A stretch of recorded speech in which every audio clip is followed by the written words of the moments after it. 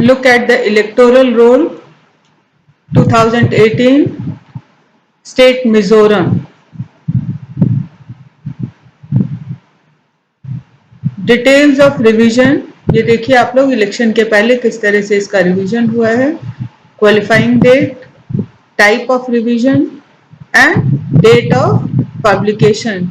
ये जो आपका इलेक्टोरल रोल है, ये वोटिंग लिस्ट किस विलेज या टाउन की है, यहाँ पर ये भी मेंशन किया हुआ है, proper address, polling station details आप लोग देख लो, एंड नंबर ऑफ इलेक्टर्स, उस पर्टिकुलर इलेक्टोरल रोल में कितने इलेक्टर्स हैं, कितने वोटर्स हैं, इसमें starting serial number, ending serial number, कितने मेल हैं, विद फोटो कितना है, विदाउट फोटो कितना है, फीमेल कितने हैं, तो ये पूरा डिटेल में दिया हुआ है।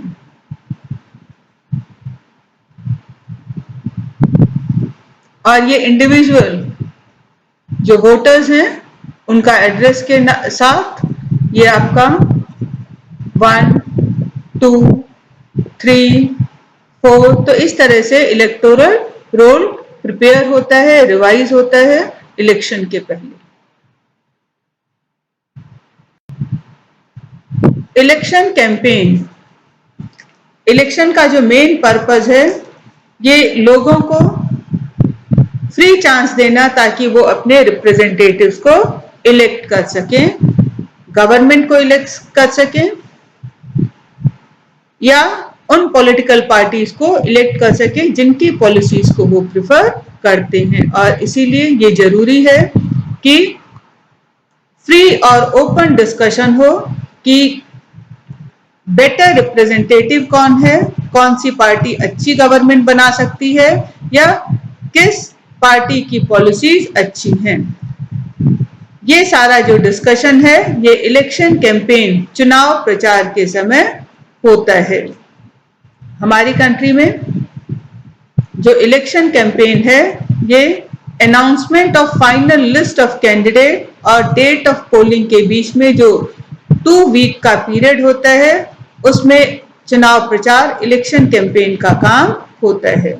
इस पीरियड में जो कैंडिडेट्स हैं ये अपने वोटर्स को कांटेक्ट करते हैं, वोटर्स से मिलते हैं, पॉलिटिकल लीडर्स, इलेक्शन मीटिंग्स को एड्रेस करते हैं, चुनाव जो सभा है उसको संबोधित करते हैं, पॉलिटिकल पार्टीज वोटर्स को अपने फेवर में लाने की कोशिश करती हैं। यही वो समय है जब न्यूज़पेपर, टेलीविजन इसमें इलेक्शन रिलेटेड स्टोरीज और डिबेट्स जो हैं वो आते रहते हैं, न्यूज़पेपर में पब्लिश होते रहते हैं और टेलीविजन में इस तरह का जो डिबेट और डिस्कशन कंटिन्यू रहता है।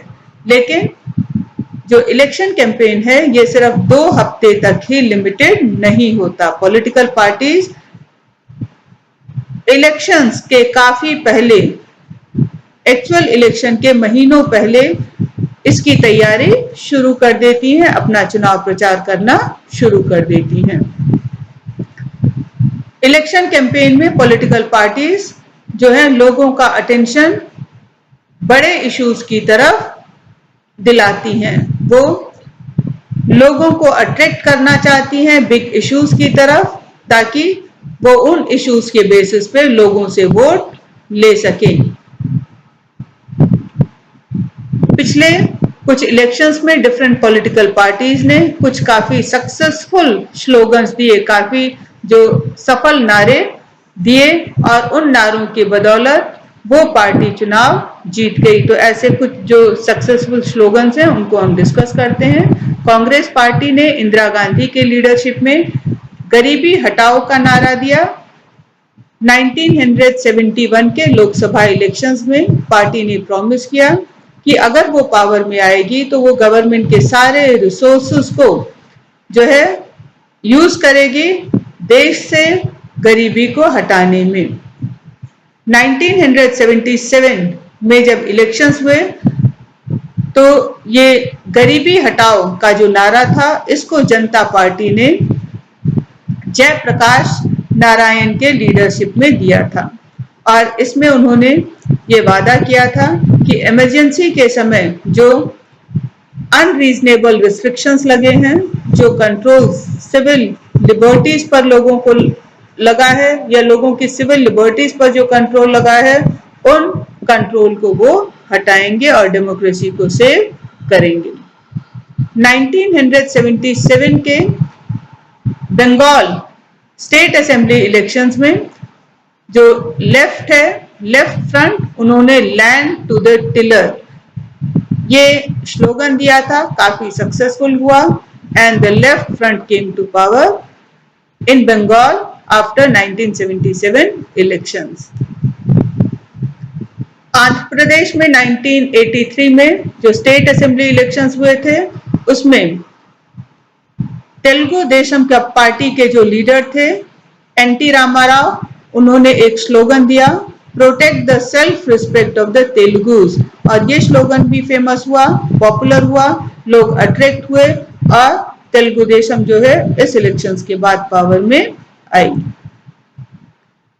डेमोक्रेसी में ये बेस्ट है कि पॉलिटिकल पार्टीज और कैंडिडेट्स को फ्री छोड़ दिया जाए चुनाव करने के लिए, अपना चुनाव प्रचार जो है उसको कंडक्ट करने के लिए जिस तरह से वो चाहें उस तरह से। लेकिन कई बार इलेक्शन कैंपेन को रेगुलेट करना भी जरूरी हो जाता है, चुनाव प्रचार को कंट्रोल करना भी जरूरी हो जाता है, ये इंश्योर करने के लिए कि सभी पॉलिटिकल पार्टीज और कैंडिडेट्स को फेयर चांस मिले चुनाव लड़ने के लिए। हमारे कंट्री का जो इलेक्शन लॉ है वो ये कहता है कि कोई भी पॉलिटिकल पार्टी या कैंडिडेट वोटर्स को रिश्वत नहीं दे सकती, उनको डरा धमका नहीं सकती, धर्म या जाति के नाम पर उनसे वोट लेने की अपील नहीं कर सकती, चुनाव प्रचार में गवर्नमेंट रिसोर्सेज का इस्तेमाल नहीं कर सकती और लोकसभा इलेक्शंस में 25 लाख से ज्यादा और स्टेट लेजिस्लेटिव असेंबली में 10 लाख से ज्यादा पैसा खर्च नहीं कर सकती। अगर वो ऐसा करेगी तो बेशक वो चुनाव जीत जाएगी, लेकिन इसके बावजूद भी जो कोर्ट है उनके इलेक्शन को रिजेक्ट कर सकते हैं। इसके अलावा हमारे देश में सारी पॉलिटिकल पार्टीज ने मिलकर के एक मॉडल कोड ऑफ कंडक्ट इसको भी माना है और वो चुनाव प्रचार के समय इसको भी फॉलो करती हैं। According to model code of conduct कोई भी पॉलिटिकल पार्टी या कैंडिडेट किसी भी प्लेस ऑफ वर्शिप, पूजा स्थान, मंदिर, मस्जिद, गुरुद्वारा, इसका इस्तेमाल चुनाव प्रचार के लिए नहीं कर सकती। इसके अलावा गवर्नमेंट व्हीकल्स, जो सरकारी गाड़ियां हैं, एयरक्राफ्ट या गवर्नमेंट एम्प्लॉइज को इलेक्शन के लिए यूज नहीं कर सकती। और एक बार जब चुनाव की घोषणा हो जाएगी तो गवर्नमेंट के कोई भी मिनिस्टर कोई नया प्रोजेक्ट लॉन्च नहीं कर सकते, कोई बड़ा पॉलिसी डिसीजन नहीं ले सकते या पब्लिक फैसिलिटी को लेकर के लोगों से कोई बड़ा वादा नहीं कर सकते। Polling and counting of votes, election का जो फाइनल स्टेज है वो दिन होता है जब सारे वोटर्स अपने वोट का इस्तेमाल करते हैं।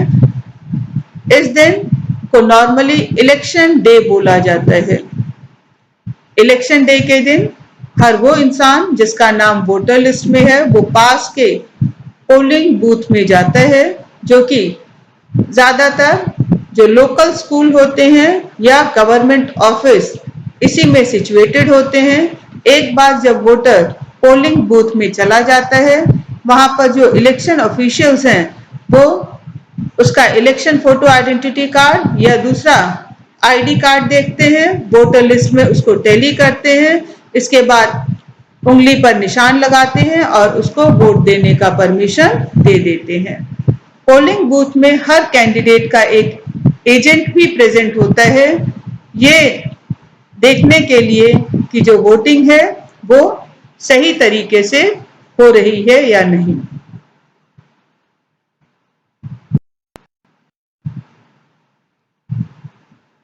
पहले वोटर्स जो थे वो वोट डालने के लिए बैलेट पेपर का इस्तेमाल करते थे और वो अपना वोट बैलेट पेपर पे एक स्टैम्प के थ्रू करते थे।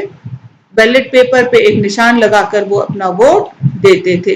जो बैलेट शीट होता था, बैलेट पेपर, ये एक शीट था, पेपर का एक टुकड़ा जिसमें कंटेस्टिंग कैंडिडेट्स के नाम होते थे। इसके अलावा पार्टी का भी नाम और सिंबल उस पे बना होता था और जिस भी कैंडिडेट को वोट देना होता था उसके आगे जो खाली स्पेस होता था उस पे स्टैंप लगाना होता था। लेकिन आजकल इलेक्ट्रॉनिक वोटिंग मशीन्स इंट्रोड्यूस की गई हैं वोट देने के लिए, वोट को रिकॉर्ड करने के लिए। इलेक्ट्रॉनिक वोटिंग मशीन्स में भी कैंडिडेट्स के नाम होते हैं, उनके पार्टी सिंबल्स होते हैं, इंडिपेंडेंट कैंडिडेट के नाम और सिंबल्स भी होते हैं जो कि उन्हें इलेक्शन कमीशन अलॉट करता है। इलेक्ट्रॉनिक वोटिंग मशीन में वोटर को जिस कैंडिडेट को वोट देना है उसके नाम के आगे जो बटन लगा होता है उसे प्रेस करना होता है। एक बार जब पोलिंग खत्म हो जाती है, सारे इलेक्ट्रॉनिक वोटिंग मशीन्स को सील कर दिया जाता है, उन्हें एक सुरक्षित जगह पर ले जाया जाता है। कुछ दिनों के बाद एक फिक्स डेट में सारे इलेक्ट्रॉनिक वोटिंग मशीन्स जो हैं एक कॉन्स्टिट्यूएंसी के, उन्हें एक ही जगह पर खोला जाता है और हर कैंडिडेट को कितने वोट मिले हैं उसको काउंट किया जाता है। काउंटिंग के समय भी सारे कैंडिडेट्स जो हैं उनके एजेंट्स काउंटिंग सेंटर पर प्रेजेंट होते हैं, ये इंश्योर करने के लिए कि काउंटिंग प्रॉपर हो रही है या नहीं।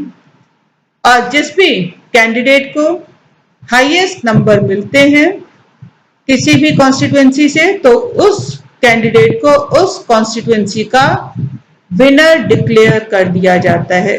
जनरल इलेक्शंस में नॉर्मली सारी कॉन्स्टिट्यूएंसीज में वोटिंग का काम एक ही समय पर एक ही दिन शुरू किया जाता है।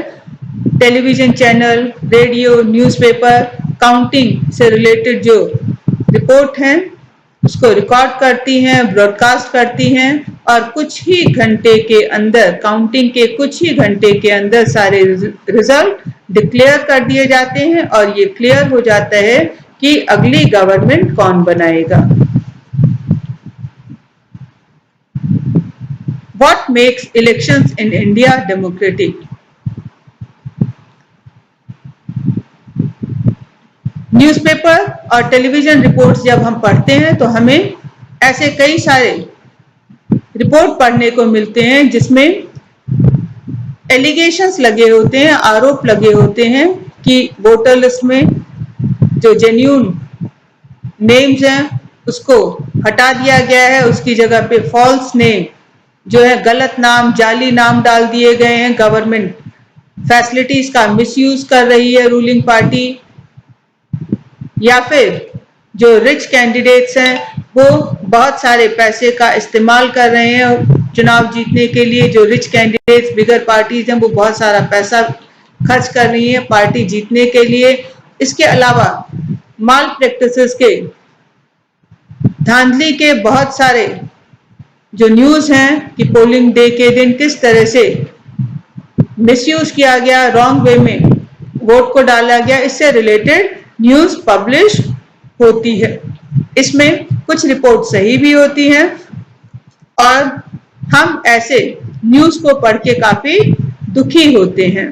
लेकिन फॉर्चुनेटली हमारे यहाँ पर चुनाव में जो माल प्रैक्टिस है, जो अनफेयर मीन्स का यूज है, वो इस लार्ज स्केल पे नहीं होता कि वो इलेक्शन के पर्पस को ही डिफीट कर पाए। इतने लार्ज स्केल पे नहीं होता कि वो इलेक्शन के रिजल्ट्स को इन्फ्लुएंस कर पाए। अब हम देखते हैं कि हमारे यहाँ फ्री एंड फेयर इलेक्शंस करवाने के लिए कौन रिस्पॉन्सिबल है, या हमारे यहाँ के इलेक्शंस डेमोक्रेटिक होते हैं, हम ये कैसे कह सकते हैं। तो सब एक तरीका है कि हमारे यहाँ इलेक्शंस फेयर हो रहे हैं या नहीं, इसको देखने का कि ये देखा जाए कि इलेक्शंस को कौन करवा रहा है। क्या जो इलेक्शन कराने वाली बॉडी गवर्नमेंट है या गवर्नमेंट से इंडिपेंडेंट कोई ऑर्गेनाइजेशन है। तो हमारी कंट्री में इलेक्शन कंडक्ट जो है ये एक इंडिपेंडेंट बॉडी करवाती है और हमारे देश में इलेक्शन कराने के लिए इंडिपेंडेंट और वेरी पावरफुल इलेक्शन कमीशन है। इलेक्शन कमीशन जो है इसके पास उसी तरह का इंडिपेंडेंस है जिस तरह का इंडिपेंडेंस हमारे पास जुडिशरी के पास है। जो चीफ इलेक्शन कमिश्नर हैं इनको इंडिया के प्रेसिडेंट अपॉइंट करते हैं। एक बार अपॉइंट होने के बाद चीफ इलेक्शन कमिश्नर ये प्रेसिडेंट या गवर्नमेंट के प्रति रिस्पॉन्सिबल और आंसरेबल नहीं है। अगर रूलिंग पार्टी या गवर्नमेंट इलेक्शन कमिश्नर के काम को नापसंद करती है तो भी उनके लिए एक तरह से इम्पॉसिबल हो जाता है चीफ इलेक्शन कमिश्नर को उनके टेन्योर के समय या उनके टेन्योर के खत्म होने के पहले उनको हटाना। दुनिया में कुछ ही ऐसे देश हैं जहां के इलेक्शन कमीशंस के पास इतने ज्यादा ताकत है जितनी कि इंडिया के इलेक्शन कमीशन के पास है। हमारे यहाँ जो इलेक्शन कमीशन है वो इलेक्शन से रिलेटेड सारे डिसीजन लेती है, जैसे अनाउंसमेंट ऑफ इलेक्शन यहां से लेकर के कि इलेक्शन कब करवाना है to the declaration of result. तो चुनाव से रिलेटेड सारे जो डिसीजन इलेक्शन कमीशन लेती है from announcement of elections to declaration of results. इसके अलावा इसी की रिस्पॉन्सिबिलिटी है कि वो इलेक्शन कोड ऑफ कंडक्ट को इम्प्लीमेंट कराए और कोई भी कैंडिडेट या पार्टी अगर इलेक्शन कोड ऑफ कंडक्ट को वायलेट करती है तो उसे पनिश करे। इलेक्शन पीरियड में इलेक्शन कमीशन ये गवर्नमेंट को ऑर्डर कर सकती है गाइडलाइंस फॉलो करने के लिए ताकि गवर्नमेंट अपने पावर का मिसयूज ना करे। इसके अलावा इलेक्शन कमीशन कुछ गवर्नमेंट ऑफिशियल्स का ट्रांसफर भी कर सकती है।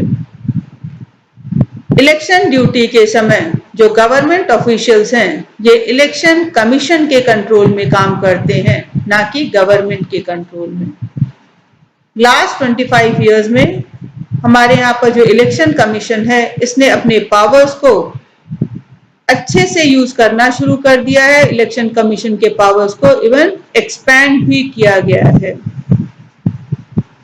अब हमारी जो इलेक्शन कमीशन है ये गवर्नमेंट को एडमिनिस्ट्रेशन के लिए और उनके लैप्सेस के लिए जो है वार्निंग भी इशू कर सकती है। और अगर इलेक्शन ऑफिशियल्स को लगता है कि किसी पर्टिकुलर एरिया में इलेक्शन फेयर नहीं हुआ है तो किसी पर्टिकुलर पोलिंग बूथ में या एंटायर कॉन्स्टिट्यूएंसी में अगर फ्री इलेक्शंस नहीं हुए हैं तो वो री इलेक्शन के लिए रीपोलिंग के लिए रीडायरेक्ट भी कर सकती है, दोबारा चुनाव कराने के आदेश भी दे सकती है। कई बार रूलिंग पार्टीज को इलेक्शन कमीशन जो करती है वो नापसंद भी होता है, लेकिन उन्हें इलेक्शन कमीशन की बात को मानना पड़ता है। और ऐसा नहीं होता अगर इलेक्शन कमीशन इंडिपेंडेंट और पावरफुल नहीं होती तो रूलिंग पार्टी उसके ऑर्डर्स को ओबे नहीं करती। दूसरा तरीका ये चेक करने का कि इलेक्शन प्रोसेस सही वे में हो रहा है या नहीं, तो दूसरा तरीका है लोगों के पार्टिसिपेशन के थ्रू चेक करना कि whether people they participate in it with enthusiasm और नॉट, कि लोग चुनाव से रिलेटेड जो एक्टिविटीज हैं उनमें जोश के साथ हिस्सा लेते हैं या नहीं। अगर इलेक्शन प्रोसेस फ्री और फेयर नहीं होगा तो लोग उसमें पार्टिसिपेट नहीं करेंगे। लोगों का जो पार्टिसिपेशन है इलेक्शन में इसको वोटर टर्नआउट से मेजर किया जाता है। जो वोटर टर्नआउट ये बताता है कि कितने परसेंट एलिजिबल वोटर्स ने अपने वोट का इस्तेमाल किया। लास्ट 50 इयर्स में यूरोप में और नॉर्थ अमेरिका में वोटर्स टर्नआउट नीचे गिरा है, जबकि इंडिया में वोटर्स टर्नआउट या तो ये स्टेबल रहा है या फिर ये ऊपर गया है। इंडिया में जो पुअर पीपल हैं, इलिटरेट पीपल हैं, अंडर प्रिविलेज्ड पीपल हैं, ये लार्ज प्रोपोर्शन में इलेक्शंस में पार्टिसिपेट करते हैं रिच एंड प्रिविलेज सेक्शन के कंपैरिजन में। तो भारत में जो गरीब लोग हैं वो अपने वोट का ज्यादा इस्तेमाल करते हैं, जबकि अमीर लोग, जो विशेष अधिकार प्राप्त लोग हैं, वो अपने वोट का इस्तेमाल सही नहीं करते या वो ज्यादा वोट देने नहीं जाते। जबकि वेस्टर्न डेमोक्रेसीज में, वेस्टर्न कंट्रीज में इसका उल्टा है। यूनाइटेड स्टेट्स ऑफ अमेरिका में जो गरीब लोग हैं, वहां के अफ्रीकन अमेरिकन हैं, हिस्पैनियंस हैं, वो कम वोट देने जाते हैं, जबकि वहां पे अमीर और व्हाइट रेस के लोग वोट देने ज्यादा नंबर्स में जाते हैं। इंडिया में जो कॉमन पीपल हैं, उनके लिए इलेक्शंस बहुत ज्यादा मायने रखते हैं। उन्हें लगता है कि इलेक्शंस के थ्रू ही वो पॉलिटिकल पार्टीज पर प्रेशर डाल सकते हैं कि वो गरीब लोगों के फेवर में पॉलिसीज बनाएं और उनको फॉलो करें। कॉमन लोगों को लगता है कि उनका जो वोट है ये डिसाइड करने में मैटर करता है कि देश में सरकार कौन बनाए और सरकार किस तरह से चलाई जाए। हमारे देश में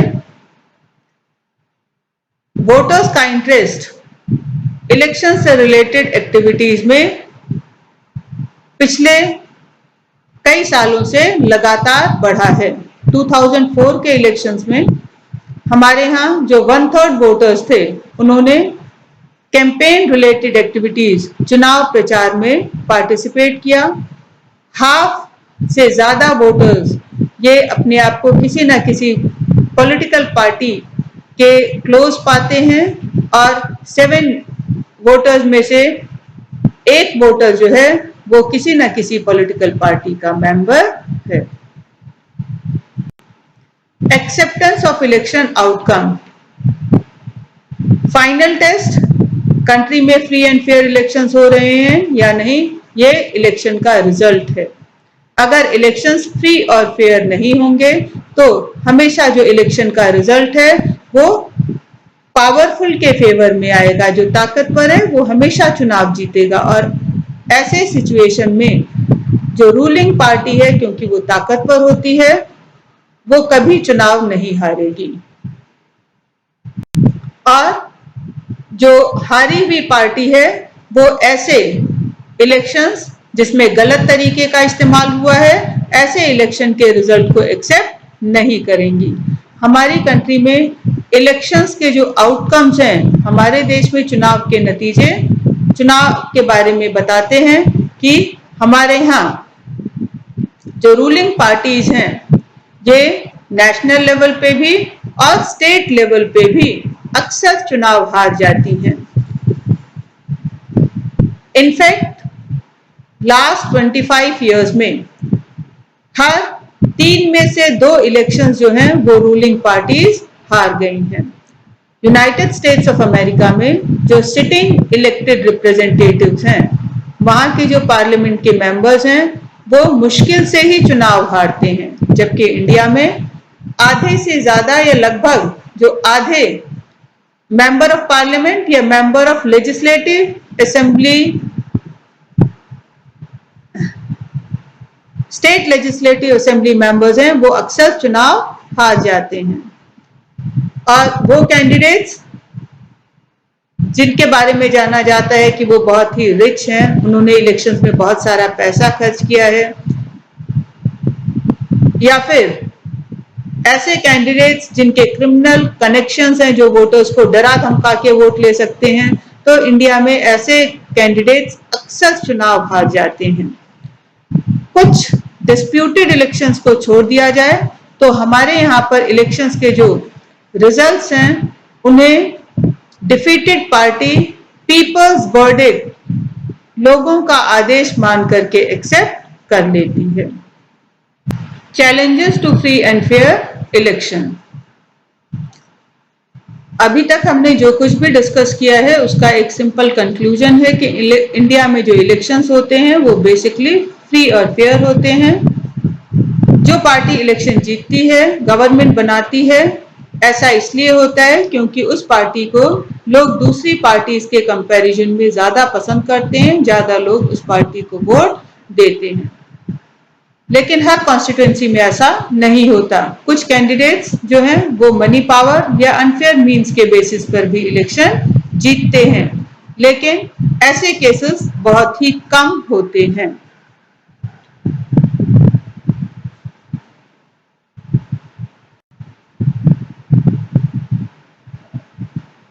अब